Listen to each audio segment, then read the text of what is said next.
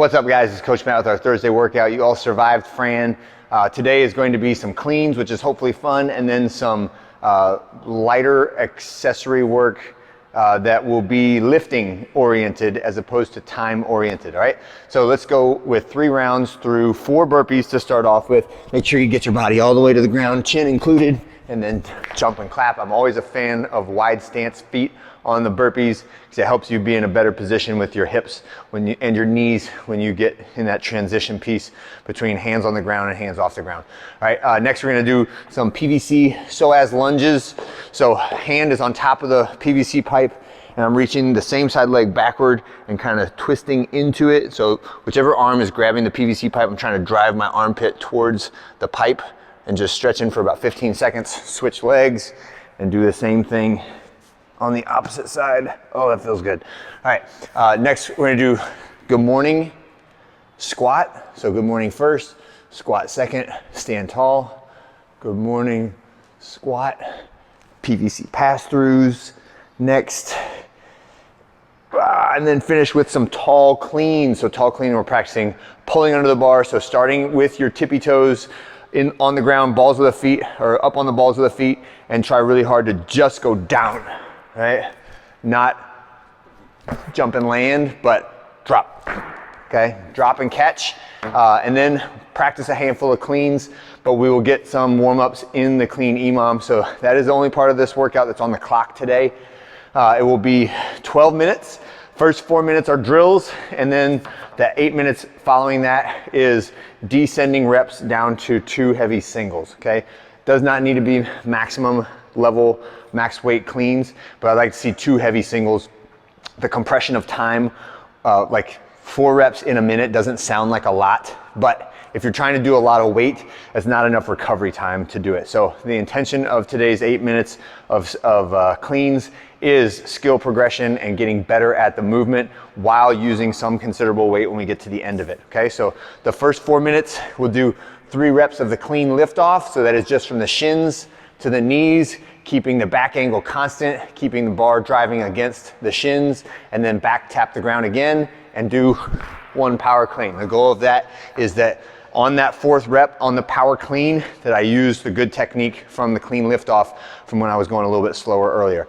All right, now when you finish that 4th drill minute, the next set is set of 4. So we'll do 2 sets of 4, 2 sets of 3, 2 sets of 2, and then 2 singles to finish it. And then that is it. The bars can go up and into the rack, and you can put your back rack load on the bar. You also need a place to do sit-ups and a pair of kettlebells or dumbbells and a heavy band for the Spanish squat. And the next part is lifting and accessory work. So this will be at your own pace. This will be start as soon as you are ready. And it will not be super high intensity from a cardiovascular standpoint. I want it to be challenging from a weight and a movement standpoint, okay? So whatever you do on your lunges, I want it to be relatively challenging, not like 6 rep max challenging, but like I'm severely fatigued by the time I finish those 6 reps on each leg. And you can always choose when you do your back rack lunges, if you want to walk backwards and then step forward and do your lunges like that, that is one option. I prefer the reverse lunge, like so.